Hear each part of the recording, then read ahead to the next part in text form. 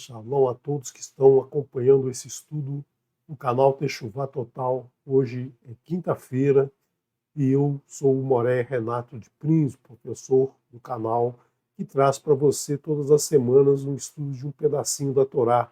Durante a semana temos muitos estudos sobre temas da Torá, dos escritos, dos profetas, dos escritos nazarenos, e na quinta-feira nós temos esse estudo de um pedacinho da Torá, onde trazemos alguns temas relacionados à Torá e que não estão diretamente claros na Torá. São temas que a gente precisa aprofundar um pouquinho o nosso conhecimento para descobrir as mensagens trazidas pelo Eterno. Então, abra o teu coração, como a gente sempre fala, abra coração para ter entendimento dos ensinos que virão do Eterno para todos que acompanham o canal, para todos que acompanham o estudo. Vamos hoje falar um pouquinho da porção que será estudada nesse Shabat, a porção Pekudei, prestação de contas. Então, se você já está com o coração aberto, vamos a esse estudo, né? Vamos ao estudo da porção Pekudei, alguns trechos dessa porção, alguns detalhes dessa porção. Talvez não vamos finalizar no dia de hoje, na próxima semana traremos mais um pouquinho desse estudo, né? E Hashem, se o Eterno se permitir, vamos trazer mais alguns detalhes na próxima semana. Então, você lembra na porção Kitzá, o Eterno diz, quando vocês contarem, né, fizerem uma contagem dos homens das tribos, dos Bnei Israel, você faça uma contagem de forma que cada homem acima de 20 anos traga meio shekel. Shekel era a moeda, né, a moeda utilizada naquela época, era a moeda que vale até os dias de hoje. Até os dias de hoje, em Israel se usa o shekel como moeda, mas não existe moeda de meio shekel, existe moeda de um shekel. Então, era preciso que cada pessoa fosse acompanhada de uma outra no momento do censo. Isso por quê? Porque o Eterno não gosta de contar pessoas, não gosta de contar, associar um número às pessoas, né? O número é para um estudo aprofundado, mas não é para a contagem de pessoas. Não é como o nosso sistema de censo atualmente, né? Que uma pessoa vai à tua casa e pergunta quantos habitam nesta casa, quantos acima de tal idade, quantos abaixo de tal idade. Não é dessa forma que o Eterno faz. Ele conta os nomes das pessoas, ele conta pelo shekel e ele quer que as pessoas sejam fraternas, que as pessoas se apresentem junto com o seu próximo, porque isso é mais importante que o número das pessoas. Então, nós vemos esses detalhes sutis dentro da Escritura para mostrar que todo relacionamento humano, né, todo homem não é um ser sozinho. O ser humano é um ser que participa de toda a comunidade, né, todos os seres humanos criados pelo Eterno. Então nós vamos ver logo, numa porção, nós vamos ver essa distribuição das tribos em torno do Mishkan, né? O Mishkan fica no centro do acampamento, estava o Mishkan, o Eterno diz, construa, né, um lugar sagrado, construa um Mikdash, que eu habitarei no meio de vocês, e aqui as tribos foram distribuídas à sua volta. Tribos ao leste, né, as tribos de onde nasce o sol, de onde chega a luz do sol, para onde o Mishkan está voltado, as tribos de Yehudá, Issachar e Zevulun, né, sendo a tribo de Yehudá aquela que primeiro sai, aquela que primeiro chega num novo acampamento, né, e à frente dela vai o nosso querido Nachshon, príncipe da tribo de Yehudá. Ao norte nós temos Naftali, Asher e Dan, né? Os três filhos das das concubinas, das servas, né, de Jacob. Ao sul nós temos Gad, né, Shimon e Reuven. Reuven, o primeiro a nascer, Shimon, o segundo a nascer, né, e Gad também filho de uma serva das mulheres de Jacob. E a oeste nós temos Efraim e Menaste, que eram os descendentes de Yosef, né, duas tribos aqui representando a nação de Yosef, e Biniamim, os filhos, então, da mulher de Jacob, de Rachel. Né? Então, os descendentes de Rachel estão aqui, Raquel. Né? E ao centro, né, próximos ao Michiquã, estão distribuídos os Leviim, as tribos, os descendentes de Levi que servem ao Michiquã. Os levitas foram tomados pelo Eterno para servir, né, para servi-lo diretamente. Então são esses os responsáveis por cuidar do Michiquã, pela limpeza, pela organização, né, pela manutenção e também pelos Kohanim. Os Kohanim são descendentes aqui de Aharon. Né? Aharon, então, todos os descendentes de Aharon são os Kohanim que vão servir aqui, né? Que vão servir aqui no Mishkan. Então nós temos aqui na entrada do Mishkan, ficava na entrada do Mishkan, a família de Moshe e a família de Aharon, né?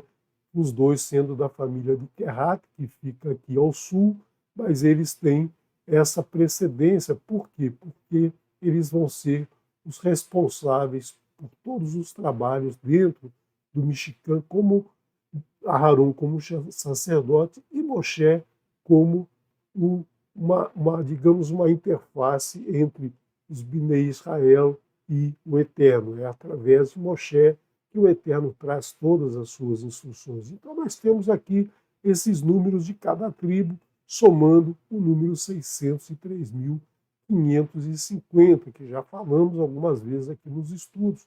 Né? Já temos esse número apresentado muitas vezes. E vamos ter mais à frente, no final do livro Devarim, né? Quando o povo entrar na terra estiver para entrar na terra prometida, nós vamos ter um novo censo. Né? O censo, depois de 40 anos, nós vamos ter uma nova contagem que vai dar um número um pouco menor do que esse aqui, 1.820 vezes, um número 1.820 menor do que esse aqui. Né? Então, 601.730, que é o número dos que vão entrar em Israel. E aqui é interessante que de cada tribo dessa, de cada cabana dessa, de cada acampamento desse aqui, de cada família, o Eterno pediu, né, que se fizesse uma contribuição, uma contribuição de todo homem que quisesse dar de coração para a construção do Mishkan. Então não foi nada imposto, não foi vocês têm que dar X% do que vocês têm para a construção do Mishkan, não. Foi uma ordem dada para aquele que quiser dar do seu coração. Quantos deram? Não sabemos quantos deram, mas provavelmente, né, muitos contribuíram com o que podia. Um deu mais, um deu menos, um deu ouro, um deu tecido, o outro deu o seu trabalho, enfim. Tudo foi dado, né, de coração, e era isso que o Eterno esperava. O Eterno não estava preocupado com o ouro, com a prata, com os tecidos que viriam. Todos têm seu significado, nós já estudamos na porção Trumá, mas o que o Eterno queria é que o homem abrisse o seu coração para fazer algo sagrado, para fazer algo santo, algo que remetesse ao Eterno, e não simplesmente dar por dar, né? Dar X% do que você tem, você dá, porque senão algo de ruim vai acontecer. Não, o Eterno queria que as pessoas mostrassem do seu coração, né? Mostrassem do seu coração o reconhecimento do Eterno, a confiança no Eterno. É isso que ele espera de todos nós. Né? ele não quer que você dê daquilo que você recebe pelo teu trabalho, ele quer que você dê do seu coração, porque ele não precisa do ouro, da prata, dos tecidos, das bessamim, do Shemenzait, ele não precisa nada disso, ele precisa do amor que está no teu coração. É isso que o Eterno nos pede a todos os momentos.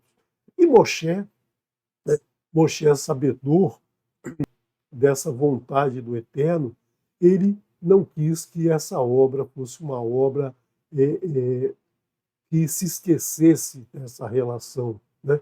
E essa obra precisava ser uma obra santa. Então, o que ele faz? Né? Ele não podia permitir que dentro de envolvido com um trabalho de tamanha grandeza, ele não poderia permitir que houvesse ali uma desconfiança, um, um, um motivo de discórdia. Então, Moshe, por ele mesmo, ele decide fazer uma prestação de contas, né? Dando um exemplo para todos nós de que toda a obra, seja ela sagrada ou não, toda a obra precisa de uma prestação de contas. É preciso saber o que foi gasto, aonde, o que foi utilizado e aonde foi utilizado, qual o resultado daquele trabalho. Um relatório final dizendo que foi feito isso, isso, isso, isso, porque senão se cai na desconfiança, né? Então, todas as obras que a gente tem hoje, a gente, pelo menos no nosso país, a gente já tem certeza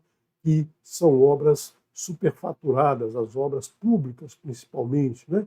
Porque já vem na nossa história aí uma corrupção perene que está em todas as obras. A obra pode até não ser superfaturada, mas nós sempre temos na nossa cabeça uma parte do dinheiro foi desviado. Então, isso porque se desenvolveu esse conceito do suborno, que o Eterno abomina o suborno. Né? Ele vai nos dizer na porção Vaikra que ele abomina o suborno, porção que estudaremos na próxima semana, no próximo Shabat, no livro de Vaikra. Ele abomina, né? Ele abomina o suborno.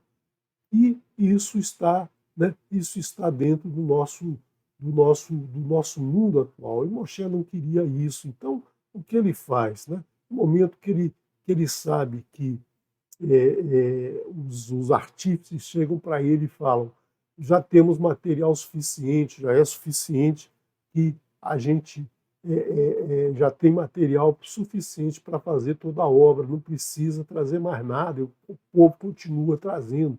E aí, né, aí o que Moshe faz? Moshe poderia muito bem ter falado o seguinte: olha, gente, então vamos fazer o seguinte, né? Nós estamos trabalhando de graça, nós estamos trabalhando aqui sem receber nada. É justo, né, como muitos apregou até hoje, é justo que a gente receba algum salário, é justo que a gente receba alguma coisa disso que a gente está construindo. Né? Então já vamos fazer o seguinte, vamos separar uma parte, já que está chegando demais, vamos separar uma parte entre nós, entre os artífices. Né? Mas não, ele faz ao contrário, ele fala: bom, então se já temos o suficiente, vamos parar a contribuição. Eu sei que muita gente ainda quer contribuir, mas infelizmente não precisa mais, né? Já é suficiente. O Eterno sabe que no coração de cada um tem o sentimento de doar. Não vai doar porque não precisa mais, né? Então compartilha lá entre eles, distribui para aquele que deu alguma coisa, enfim, vocês façam o que vocês quiserem, mas não precisa trazer mais. Moshe não aceita nada além daquilo que o Eterno pediu para o Mishkan. Então é isso que a gente deveria fazer até os dias de hoje, né? E não fazer como acontece muitas vezes, já que tem demais, vamos tirar a nossa parte e com o restante a gente faz a obra. Né? Então Moshe não permite isso. E no final ele pede para fazer uma prestação de contas. E não foi o Eterno que disse a ele para fazer: eu quero que faça uma prestação de contas. Moshe, da cabeça dele, da vontade dele, ele fala: não pode haver dúvidas, né, sobre uma obra sagrada desse porte, uma obra do Eterno, uma obra para o Eterno. As pessoas não podem ter essa desconfiança de que foi desviado, foi desviado o material, de que alguém foi beneficiado, ou de que a obra que tinha que ser utilizada, um ouro, foi utilizada uma mistura de ouro com bronze, por exemplo, né? Então, Moshe pediu essa contagem para que todos tivessem a certeza, né, e que houvesse shalom entre todo o povo, né? Todo o povo, ninguém ficaria suspeitando do, de Moshe, ou de Aaron, ou de Betsalel, ou de Holiab, e de todos aqueles que estavam trabalhando, né, na construção do Mishkan. Isso é um exemplo que nós deveríamos ter, né, deveríamos trazer até os nossos dias, né, essa prestação de contas de forma limpa, clara, né? Não muitas vezes, não como acontece muitas vezes, uma prestação de contas maquiada, uma prestação de contas em que, né, em que os números são trabalhados para dizer, olha, foi feito isso, foi feito, foi utilizado isso, o dinheiro todo foi gasto na obra, quando a gente sabe que, quando a gente olha para a obra, a gente vê que não foi exatamente assim. Então vamos ver dos itens que, dos itens que foram trazidos para a construção, vamos ver como será feita essa prestação de conta, né? Então vamos ver como foi utilizado todo o material. Nós talvez consigamos trazer na próxima semana alguns desses elementos, por exemplo, os animais, a madeira, especiaria, o azeite, né, os tecidos. Todos esses aqui estão bem descritos no texto da Torá, na porção Terumá, na porção Tetzaveh. Nós vimos aí, né, quantas pranchas de madeira foram feitas, quantos metros de tecido foram utilizados nas cortinas, né? Tudo isso nós temos bem detalhado, a gente tem essa condição de somar tudo isso hoje, né? Não está apresentado aqui nessa porção Pecudei esses detalhes, mas nós veremos, né? Nós resgataremos esses números aqui, né? E veremos quanto foi utilizado. Mas o mais caro desses elementos todos aqui é justamente o ouro, a prata, o bronze e as pedras preciosas. Mas as pedras preciosas tinham um número certo, né? Tinha um número certo lá no efod, as duas pedras de ônix. Então nós temos aqui um número certo de pedras. Mas o ouro, a prata e o bronze, que são os elementos relacionados com o eterno, o ouro, a prata, né? O ouro representando a divindade, né? A instrução do eterno, né? O eterno trazendo o seu ensino para todos nós. Isso é o ouro, né? Tudo que representa o eterno está aqui no ouro, o elemento mais nobre, o elemento mais raro desses três aqui. A prata e o bronze. A prata também representa o divino, a prata que representa o resgate, né? O resgate que o Eterno faz de todos nós. E o bronze que representa uma liga, né? O bronze é uma liga de cobre, estanho e outros elementos, representando o ser humano, o arrependimento, né? Então esses são os elementos mais caros. E o Eterno, né? E Moshe, logicamente, quando Moshe faz esse pedido, né? O Moshe está sendo usado pelo Eterno para fazer esse trabalho. Então ele pede justamente a prestação de contas e apresenta nessa porção o ouro, a prata e o bronze, porque são para o ser humano os elementos mais caros, né? Mais dispendiosos, que têm um valor financeiro, um valor econômico muito maior do que os outros. Né? Por isso que o Eterno pede essa contagem. Não que para o Eterno isso seja, né, esse valor financeiro signifique alguma coisa. Para o Eterno, o dinheiro não representa nada. O valor financeiro do ouro, o valor financeiro da prata, o valor financeiro do bronze não tem significado nenhum, mas o significado é aquele, né, aquele que nós trouxemos na porção Trumá.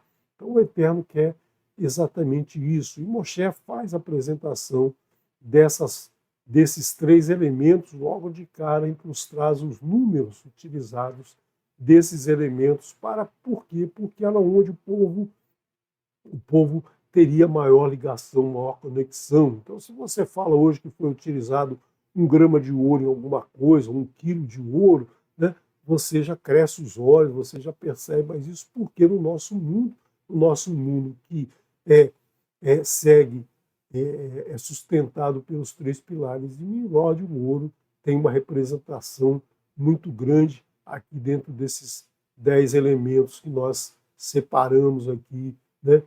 Separamos, acondicionamos todos esses elementos nessas 10 faixas aqui, né? Mineral, vegetal e animal. Então, o mineral é geralmente o mais caro. Por quê? Porque ele tem que ser tirado da terra, tem que ser separado de toda a terra. O vegetal e o animal, né, são compostos orgânicos que são retirados do solo pelas plantas, então estão sempre acima da superfície, né, excetuando-se os animais que vivem na água, que vivem nos mares, né, que tem que ser pescado também, mas, em geral, os animais terrestres e os vegetais estão sempre acima do solo, é mais fácil você consegui-los. Mas o ouro, a prata, né, o cobre, você tem que escavar, você tem que despender um trabalho muito grande, por isso tem um valor associado, né, um valor financeiro associado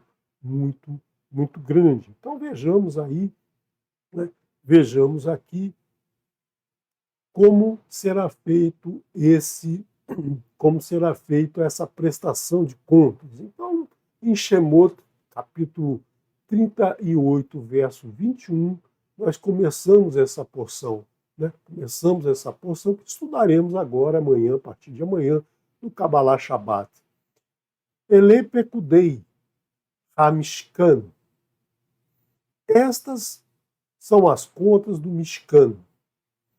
Mishkan Ha'edut, o Mishkan do testemunho. Então é ali que estão os testemunhos do Eterno, né? O contrato assinado entre nós e o Eterno, contrato de prestação de serviço, em que o Eterno diz que vai nos dar o alimento, vai nos dar o ensino, vai nos dar a instrução, vai nos dar a proteção, a segurança e vai nos dar tudo. E nós precisamos, então, cumprir, né? Cumprir os seus 10 mandamentos, as suas 10 maravilhosas palavras. Esse é o testemunho que está dentro do Mishkan.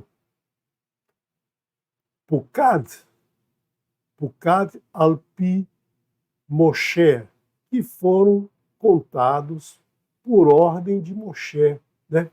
Alpi, pela boca, pela ordem, pela palavra, pela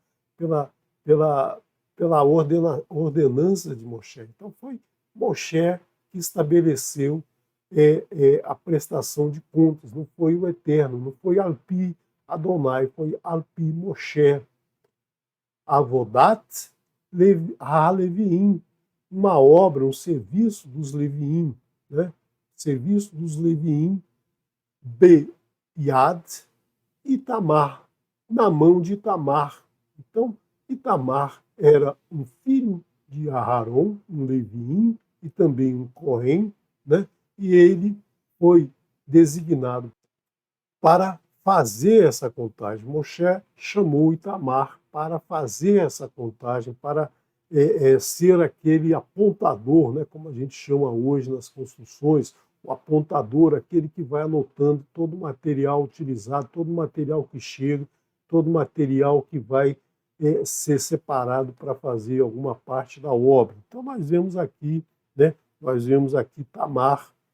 Itamar cuidando, né, cuidando de toda a obra do Mishkan, mas na parte do apontamento, de verificar tudo que utilizado, onde foi cada pedacinho de ouro, onde foi cada metro de tecido, ele vai anotar isso tudo, né, numa planilha Excel, certamente ali facilitaria a vida dele, mas ele anotou isso tudo, né, de uma forma lá que ele elaborou algum sistema para gerenciar todo esse material. Beiad Itamar Ben Aharon HaKohen. Então, Ben Aharon, então ele filho de Aharon, o Cohen, né? Aharon é Cohen, então seu filho também, né? Também é um Cohen, seus filhos eram Cohen, né? Toda a descendência dos Cohen, os Cohen todos eram descendentes de Aharon, né? Então aí nós vemos essa determinação sutil aqui de quem são os Kohanim. Então nós vemos aqui, né, nós vemos que no projeto de construção do Mishkan foi pedido uma trumá que era justamente a contribuição de coração. E aqui nós temos a gemátria dessa palavra 651. E nós temos também a gemátria do nome Itamar, né? Itamar tem a gemátria 651. E o 651, se você fizer uma redução, né, você reduzir esse número para um número somando aqui as suas partes, a primeira redução nos dá o número 12, ou seja, uma contribuição de todas as 12 tribos. Todas as 12 tribos fizeram essa contribuição. A próxima redução vai dar o número 3, a raiz da palavra Trumá, a raiz da palavra Itamar. Então nós vemos aqui que Itamar já recebeu esse nome justamente por quê? Porque iria ter uma ligação muito forte com a Trumá, com essa contribuição e a prestação de contas dessa contribuição. Então vamos ver agora, né? Vamos ver agora essas contas desses três elementos, o ouro, a prata e o bronze. Lembrando sempre que o ouro representa a divindade, né? Representa o eterno, representa a presença do eterno. A prata representa o resgate que o eterno faz de todos nós. E a Neroshet, né? Zahav, o ouro, Kesef, a prata, e Neroshet, o bronze que é uma liga, que é uma mistura de elementos puros, né? Que representa justamente o homem, o arrependimento do homem, o juízo, o julgamento. Né? Então, é aí que a gente vê a presença da Neroshet, né? A Neroshet já relacionada ao ser humano. Então, do capítulo 38 de Shemot, nós temos lá no verso 24, Kol ha-zahav, todo o ouro, ha-re-assu, todo o ouro usado, li melachá, para a obra, bechol, melechet, ha-kodesh, para toda a obra, em toda obra de santidade. A obra de santidade é justamente o Mishkan. O Mishkan não era uma tenda comum, não era um cercado lá com uma tenda comum, né? Não era um local lá para criar ovelhas ou para vender pássaros, né? Ou para vender objetos de arte. Não é nada disso, né? Como nós vamos ver no templo, lá no período na época de Yeshua, né? Que eles transformaram um templo, um local sagrado, né, num comércio, num mercado, num shopping center. Né? Então não era assim que era o Mishkan. O Mishkan era uma obra de santidade. E ali, simplesmente, né, se executavam as tarefas santas, as tarefas para o eterno. Né? Então é aqui que a gente tem que sempre ter em conta, né, o templo Mishkan não era uma loja, não era um centro comercial, ele era uma obra diferente, ele era uma obra que era separada apenas para tratar de assuntos com o Eterno. Vaierri Zerhav, sendo o ouro Ra, tendo Vá, da contribuição Techá, Ve'ezrim, Kikar, 29 e 20. 29 Kikar. Kikar era uma quantidade, né? Uma quantidade de um peso de um material na época, que é atualmente traduzido como talento. Quando você lê na escritura que carro ou lê talento, você tá lendo a mesma coisa, a mesma quantidade de material. O Sheva Meot e 700, ou 700, o Vu Sheloshim e 30 shekel.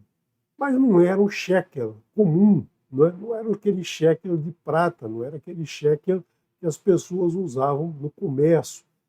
Beshekel HaKodesh, no shekel de santidade. O shekel utilizado na área santa, na área santificada, era um shekel diferente, um peso um pouco diferente. Então nós temos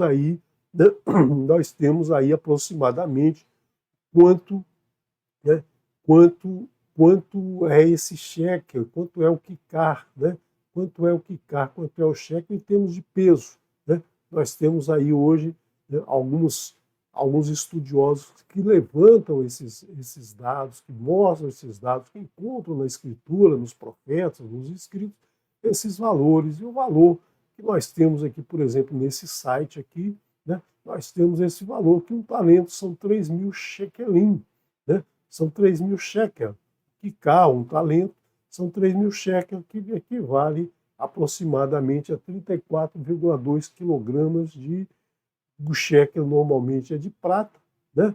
Mas também tem o shekel de ouro, tem o shekel, né? É uma grandeza, é uma quantidade, né? E então, por essas contas aqui, nós temos que um shekel tem aproximadamente 11,4 gramas, né? Se for de prata, 11,4 gramas de prata. Se for de ouro, 11,4 gramas de ouro. E eu estou trazendo esses números apenas para ilustração, porque na Torá você tem que lembrar sempre, né?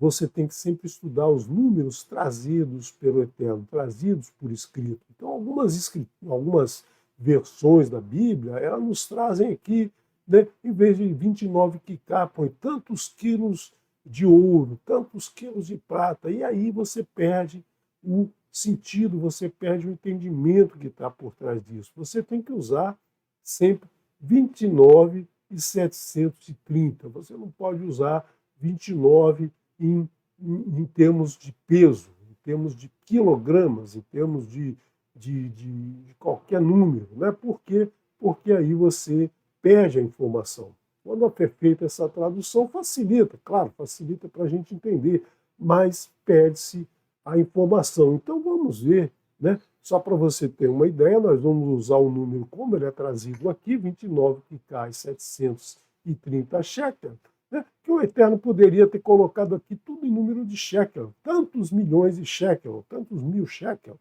né? Não precisava ele falar kikar e shekel, né? Porque você vê aqui que 29 kikar, você multiplica por 3.000 shekel, você tinha aí quantos shekel teria no total, seria mais fácil de entender do que fazer, né? Fazer essa conta toda. Mas eu vou apresentar a conta para você ter uma ideia, né? Você vai ler aí na sua escritura, na sua cópia da escritura, você vai ver, mas o importante é que nós vamos usar 29 kikar e 730 shekel. São números que o Eterno nos traz informação, muita informação dentro desses números. Então vamos ver aqui quanto é, né? Quanto são 29 talentos e 730 shekel. Esse número dá aqui 87.730 shekalim, ou seja, nós temos aqui um número muito grande de shekalim. E se cada shekel pesa 11,4 gramas, nós temos aqui 1 tonelada de ouro foi utilizada, né? Foi utilizada onde todo esse ouro? Nós temos o revestimento da Aron Edut, né? O baú da aliança, o baú onde foi guardado o testemunho, né? Nós temos a mesa, nós temos a menorá, nós temos os fios de ouro que foram utilizados junto com os tecidos, né? O tecido tinha lá, né? Tinha lá fios de ouro, então foi utilizado 1 tonelada de ouro, segundo essa conta. E no valor de hoje, né, nós estamos hoje aí em março do ano 2024, nós temos aí que o ouro vale em torno de R$ 346.000 um quilograma de ouro. Então nós temos aqui um valor de ouro hoje, aos dias de hoje, 346 milhões de reais. Então, para aqueles que estão interessados em saber o valor monetário aqui, nós temos o valor em reais. Mas o mais importante não é o valor monetário, o valor que representa o ouro, que é aquele que deu. Imagina você doar alguma coisa de ouro para fazer uma obra sagrada dessa, né? Você vai ter que abrir mão de algo valioso para você. Então, aqueles Bnei Israel, eles tiveram que fazer isso, mas de coração, deram sem achar que aquele dinheiro faria falta para comprar algum alimento depois, para comprar qualquer coisa depois. Eles não precisavam do alimento porque o alimento estava descendo dos céus para eles não precisavam de roupa, porque a roupa não se desgastava. Então é isso que a gente tem que ter sempre em mente, né? Não nos prendermos ao valor financeiro, né, que nós temos à nossa disposição para o nosso dia a dia, porque o Eterno nos dá roupa, o Eterno nos dá o alimento, o Eterno nos dá tudo. Não vamos nos prender a esse valor financeiro, né? O mais importante é abrir o coração ao Eterno, é dar ao Eterno aquilo que Ele espera que nós demos, e não o valor financeiro. A prata, vê Kesef, né? Vê Kesef, e a prata, Pekudei, Ha, Ha, Edá, né? E a prata contada da congregação, Meat Kikar, sem Kikar, vê Elef e 1.000, vê Sheva, Meot, e 7 centenas, e 7 vezes 100, ou 700, Vá Hamishá, vê Shiviim, e 5 e 70, e 75 shekel, B shekel HaKodesh, no shekel de santidade. Por quê? Porque o shekel, o ouro e a prata são de santidade, são elementos relacionados ao Eterno, né? Ao nosso Adonai, ao nosso Elohim. Adonai é o nosso Elohim. Então, nós temos sempre que, relativo ao ouro, relativo à prata, é o shekel de santidade, ou seja, é um shekel utilizado para a representação da divindade entre nós, né? Então é essa a relação que a gente precisa sempre lembrar, né? Esse shekel de santidade. Novamente lembrando que nós devemos utilizar o valor sem quicar 1.735 shekel, né? E não o valor que eu vou apresentar para vocês e que você vê em diversas escrituras, né? Diversas cópias da escritura, o valor convertido para quilogramas de prata, né? Então a gente tem 100 talentos, ou 100 quicar, mais 1.775 shekalim, que vai dar aqui o valor de 301.775 shekalim. O Eterno podia ter colocado esse número aqui, né? Mas ele colocou sem quicar 1.775. E esse valor em quilogramas, né, vai nos dar 3.440 quilogramas, 13 milhões ao valor, 13 milhões de reais, né? 13 milhões de reais no dia de hoje, o valor financeiro de toda essa prata utilizada, né? Então você vê, né? Tem erro aqui. Desculpe, de repente eu olhei para o número, achei que tinha alguma coisa errada aqui, mas não está certo. O número é esse mesmo, 3 toneladas, 3,4 toneladas de prata, né? Nós vimos que o ouro foram 1.000 toneladas, 1.000 quilos, 1 tonelada, e aqui 3.400 quilos, 3,4 toneladas, né? Mas a gente, às vezes, mesmo habituado com números, às vezes os números parecem dão assim um nó no nosso cérebro, né? E o preço da prata hoje, 13 milhões de reais. Mas sempre lembrando que esses dados é apenas para que a gente servem apenas para que a gente tenha uma noção, né, de como seria hoje a construção do Mishkan. Não tem sentido, né, não tem sentido na escritura falar em quilogramas, não tem sentido falar em reais ou dólar, ou seja lá o que você quiser associar esse valor.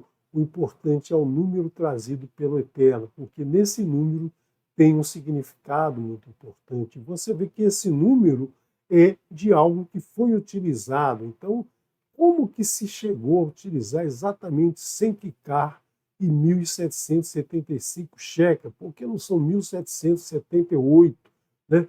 Por que não são 99 kikar? Né? Porque isso foi utilizado em várias coisas. De repente, se o artesão tivesse colocado um pouquinho mais de prata ou de ouro em determinado lugar, ou se tivesse colocado um pouquinho menos, né, tudo isso aqui perderia esse sentido. Então você vê que tem o dedo do Eterno aqui orientando todo o uso. Por quê? Porque foi feito esse levantamento, foi feito o levantamento de todo o material, foi feita a prestação de contas, né? E a prestação de contas não pode apresentar erros, não pode apresentar, não, com a 99 de cá, vou arredondar aqui para 100.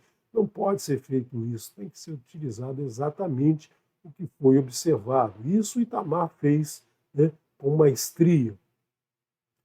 E agora nós temos o Nerochet. O Nerochet Ha. Né? O Nerochet Ha Tenufat, né, o bronze da congregação, Shiviim Kikar, 70 Kikar, Ve Alafim, Ve Arba Meot, Ve Alafim. A palavra Elef, né, a palavra Elef, que também é a letra Aleph, né, representa 1000. Então, Elef, em hebraico, são 1000 de alguma coisa, né? 1000 unidades, 1000 gramas, 1000 qualquer coisa é Elef. Agora, quando você fala alafim, alfim, né? Alfim, quando você fala afim, você fala milhares. Então, se você tivesse Sheloshá, alafim, seriam 3000. Se você tivesse Arbaá, alafim, seriam 4.000. Mas quando aparece somente alafim, está se falando que são 2 milhares. Né? Mais do que elef, mais do que 1000, está no plural, então são milhares, né? Plural de 1000, milhares. Né? Então você tem aqui 2.000, por isso que não aparece o shtei, né? Shtei, alafim, não precisa colocar o 2 aqui. Né? Então essa é uma sutileza do hebraico que você precisa estar atento para ler o hebraico. E 2.400 shekel. Né? Aqui não tem shekel, né? Shekel kedosh. Aqui não aparece, né? Bashekel, Bashekel kedosh. Por quê?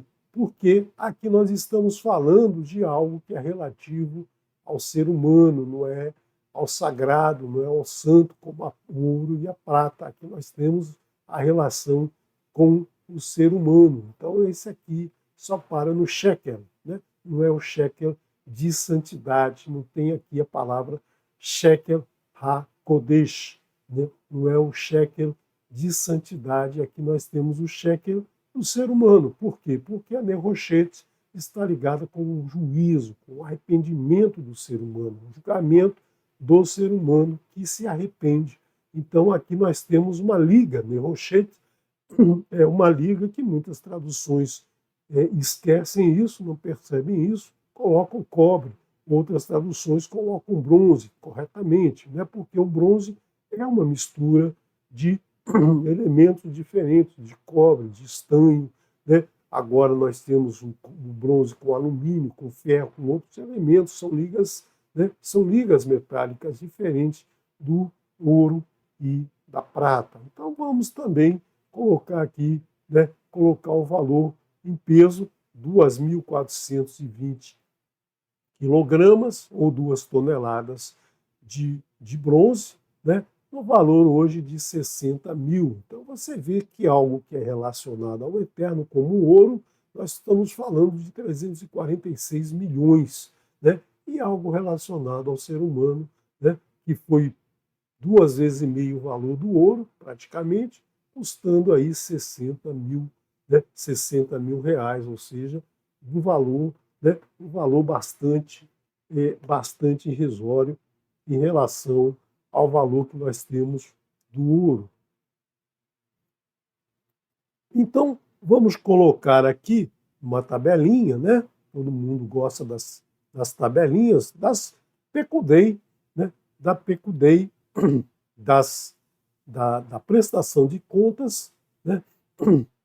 E uma relação dessas PECUDEI com os moedim do Eterno. Nós vimos lá no quarto dia da criação, o Eterno colocou 2 luminares no firmamento dos céus, um para governar sobre o dia, outro para governar sobre a noite, e eles serviriam para os moedim do Eterno, para as datas do Eterno. Não só as datas que nós veremos no capítulo 23 de Vaikra, né, quando nós somos apresentados os 8 moedim do Eterno, mas também toda a marcação de tempo que é importante para o ser humano, né? O tempo que nós só marcamos, nós não mexemos, nós não alteramos, não fazemos nada, né? Não fazemos nada com o tempo. O tempo pertence ao Eterno, é o Eterno que domina sobre o tempo, nós apenas utilizamos. Nós temos aqui, então, essa tabelinha,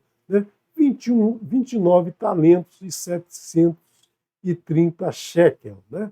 Relativo a Zahav. Zahav representa, né? Representa o sol, a luz dourada do sol, representando na cor dourada do ouro. Então, nós temos essa relação do ouro com o sol, da prata com a lua, né? Isso né, não é algo que o ouro não poderia ser vermelho, poderia ser azul, mas o ouro é amarelo como o sol, porque ele tem uma relação com o sol.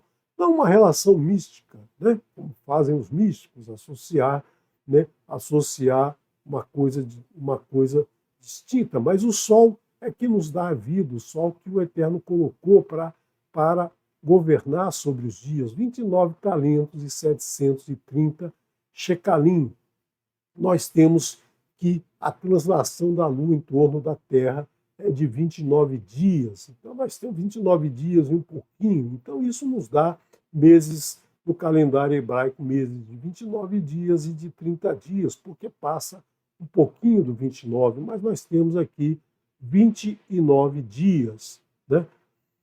E 730 representando aqui os 730 shekalim, representando 2 vezes, né, os dias do ano solar de 365 dias. Então nós temos aqui, né, esse número, né, aqui a cada 2 anos nós temos aqui os 730, né, 730 associado aqui com esses números do ouro do Mishkan, né? Então nós temos aqui uma relação dos itens utilizados, do ouro utilizado no Mishkan, e nós temos o nosso calendário, né, o calendário lunisolar, que é o calendário, né, hebraico. A prata também relacionada com a divindade, né? A prata que é também relacionada com a lua. Nós temos 100 talentos e 1.775. Quando nós multiplicamos esse número por 2, nós temos 3.550, que são, né, o que nos remete ao número 355, que são os dias do ano solar, o ano lunar, desculpe, né, o ano lunar que tem 355 dias, e a cada 2 anos, né, nós temos que acrescentar mais um mês para fechar esse ano solar, lunar com o ano solar. E Nerochet, que é relacionada ao ser humano, que é relacionada ao homem. Nós temos 70 talentos, 2.400 shekel. Né? Se fosse 2.401, nós teríamos que buscar um outro entendimento aqui, porque esse entendimento não serviria. Mas nós temos exatamente o entendimento relacionado com o ser humano. 7 dias da semana. A semana do ser humano é dividida em 7 dias. Tentaram fazer com 8, tentaram fazer com 5, não dá certo. Tem que ser sempre 7 dias até os dias de hoje. Né? E nós temos 22.400, a representação da duração do dia, de 24 horas do dia. Né? E 24 horas do dia. Então você vê que esses itens do Mishkan, né, eles têm uma relação, né, muito grande com os moedim do Eterno, né, os moedim que o Eterno nos apresenta, né, em seu, nós vamos ver no capítulo 23 de Vaikra, e nós vimos na criação do mundo, no 4º dia, quando o Eterno nos brinda com o sol, a lua e as estrelas. Né? Então nós vamos finalizando por aqui. Né? Eu quero agradecer a participação de vocês. Né? Quero que vocês, gostaria que vocês me mandassem algum comentário, alguma sugestão sobre esses números aqui que estamos apresentando, né? E também quero convidar você para amanhã nós nos encontrarmos aqui no Kabbalah Shabbat para estudarmos mais detalhadamente essa porção Pekudei. Shalom, shalom. Nos vemos amanhã no Kabbalah Shabbat.